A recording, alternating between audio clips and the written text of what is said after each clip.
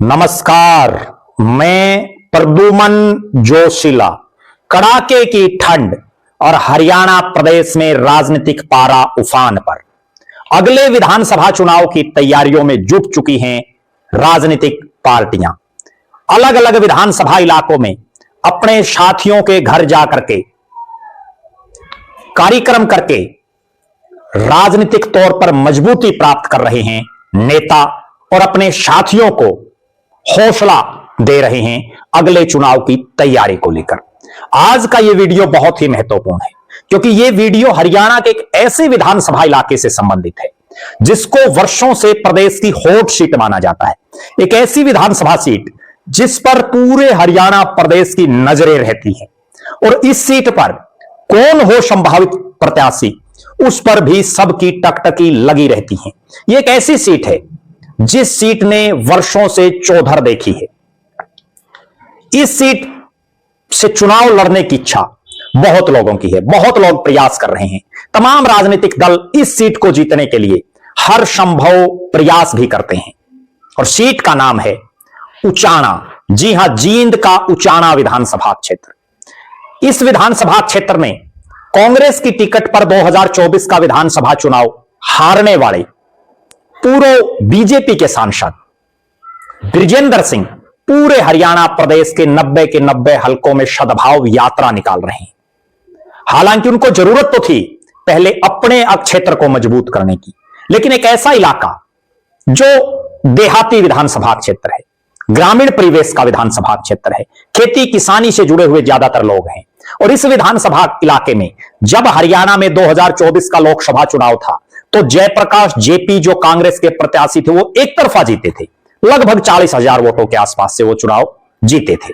लेकिन विधानसभा चुनाव आते आते 40, 30, 20, 10, 5 और 1,000 छोड़िए, जितना दूर कांग्रेस का प्रत्याशी यहां से चुनाव हार गया।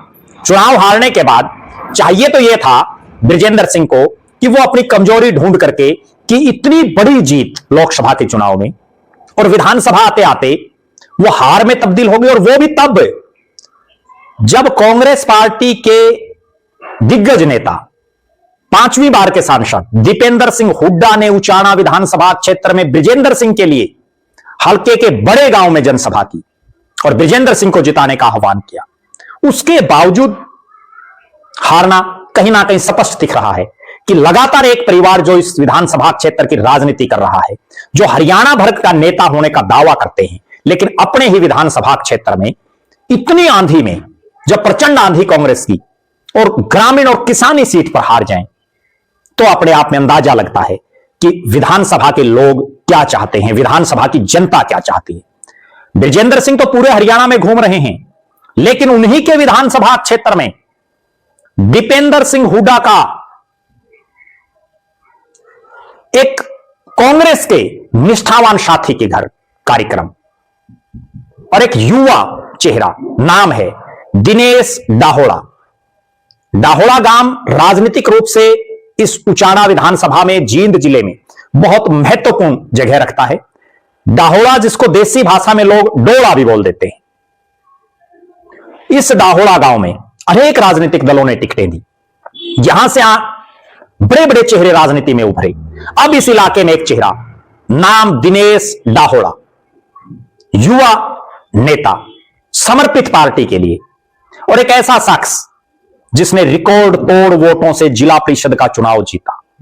ना केवल जिला परिषद का चुनाव जीता बल्कि युवा कांग्रेस के जिला अध्यक्ष के चुनाव में, जो राहुल गांधी का एक बहुत तकड़ा मिशन है कि युवा कांग्रेस में चुनाव के माध्यम से पदाधिकारी बनेंगे और जिसमें आम घरों के लोगों को, आम घरों के युवाओं को चौधर करने का मौका मिलता है, पद मिलते हैं।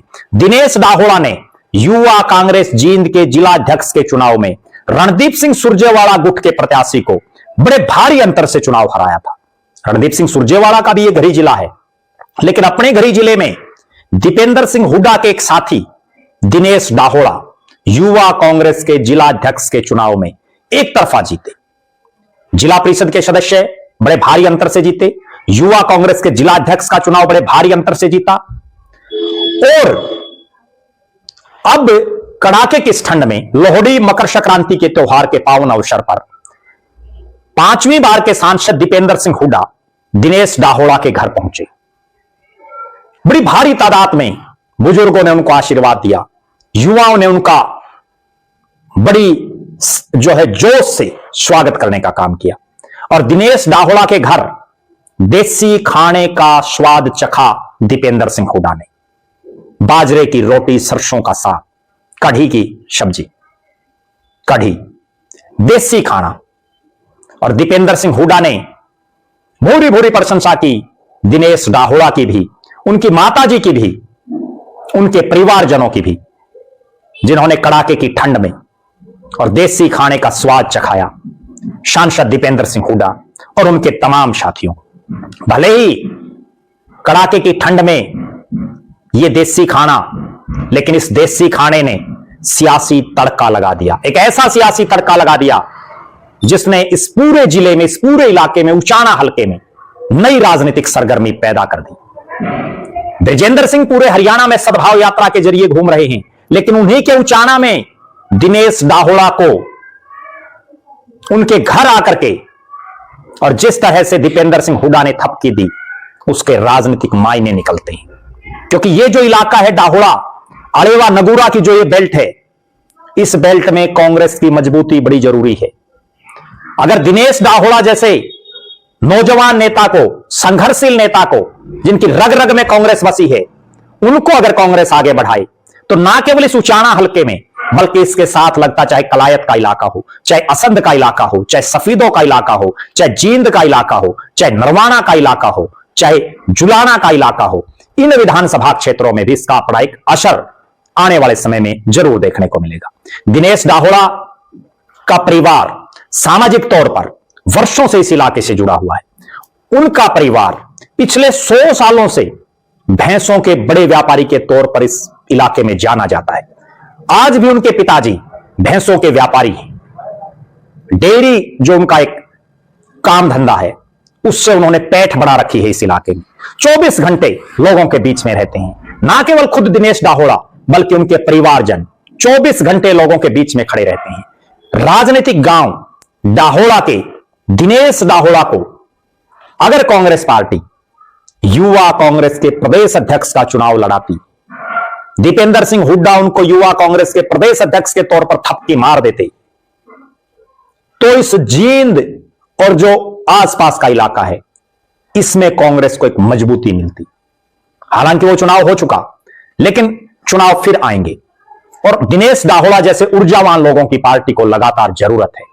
राजनीतिक तौर पर दीपेंद्र सिंह हुड्डा और चौधरी भूपेंद्र सिंह हुड्डा को इस जींद के इलाके में, उचाना के इलाके में मजबूत, जुझारू और लोगों के बीच में रहने वाले दिनेश दाहोड़ा जैसे नौजवानों की जरूरत है, जो पार्टी को निरंतर आगे बढ़ा सकें। इस इलाके में दिनेश दाहोड़ा के पिता की लोकप्रियता, उनका रशोक, जनता के बीच निरंतर रहना दिनेश दाहोड़ा की सफलता के पीछे बहुत बड़ा कारण है।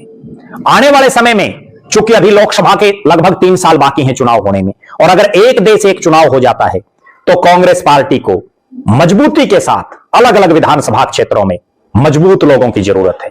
और मैं अक्सर एक बात कहता हूं कि जो शख्स इतनी आंधी में 2024 के विधानसभा चुनाव में कांग्रेस पार्टी की टिकट पर नहीं जीत पाए, अगले चुनाव में वो कैसे जीत पाएंगे? क्योंकि इस बार जितनी हवा थी, जितनी आंधी थी, और विशेषकर किसानी सीट पर, देहाती सीट पर, ग्रामीण परिवेश की सीट पर जो शख्स नहीं जीत पाए, आगे वो कैसे जीत पाएंगे? इसलिए पार्टी को अब से पहले ही नए लोगों को तैयार करने की जरूरत है, क्योंकि 3 साल से ज्यादा का समय कोई बहुत बड़ा समय नहीं है। समय तुरंत जाता रहता है। विधानसभा चुनाव को 1.25 साल जा चुके हैं। इसलिए अगले चुनाव के लिए अभी से पहले जरूरत है दिनेश दाहोड़ा जैसे नौजवानों की, जो लंबी राजनीति के खिलाड़ी हों, लंबी राजनीति की रेस लगा सकें और जिनका अपना एक प्रभाव हो इलाके में। दिनेश दाहोड़ा ने अपने प्रभाव को दिखाया है। दीपेंद्र सिंह हुड्डा के कड़ाके की ठंड और रात को, देर रात को कार्यक्रम, और उस कार्यक्रम में भी बड़ी भारी तादाद में जुनूनी नौजवान, बुजुर्ग, माताएं, बहनें दीपेंद्र सिंह हुड्डा की मजबूती के लिए आए हुए। आप दर्शक क्या मानते हैं? दिनेश दाहोड़ा के राजनीतिक भविष्य को लेकर के आपका क्या मानना है? अपनी बेबाक राय जरूर रखें। जिस तरह से दीपेंद्र सिंह हुड्डा ने उचाना विधानसभा क्षेत्र से आने वाले दिनेश दाहोड़ा के घर जाकर के देसी खाने का स्वाद चखा, उसमें जो सियासी तड़का जो दिखाई दिया, उस पर भी अपनी बेबाक राय जरूर रखें। हरियाणा प्रदेश के अलग अलग इलाकों में जो भी उभरते हुए चेहरे हैं, जिनमें मजबूती है, जो पार्टी के लिए समर्पित हैं, आप उनका नाम भी कमेंट बॉक्स में जरूर लिखें। दिनेश दाहोड़ा के बारे में आपकी जो राय है, जरूर अपनी बेबाक राय रखें। हम लगातार हरियाणा प्रदेश के अलग अलग इलाकों के नेताओं के बारे में आपको रूबरू करवाते रहेंगे। बहुत बहुत धन्यवाद। आपका अपना प्रद्युमन जोशीला।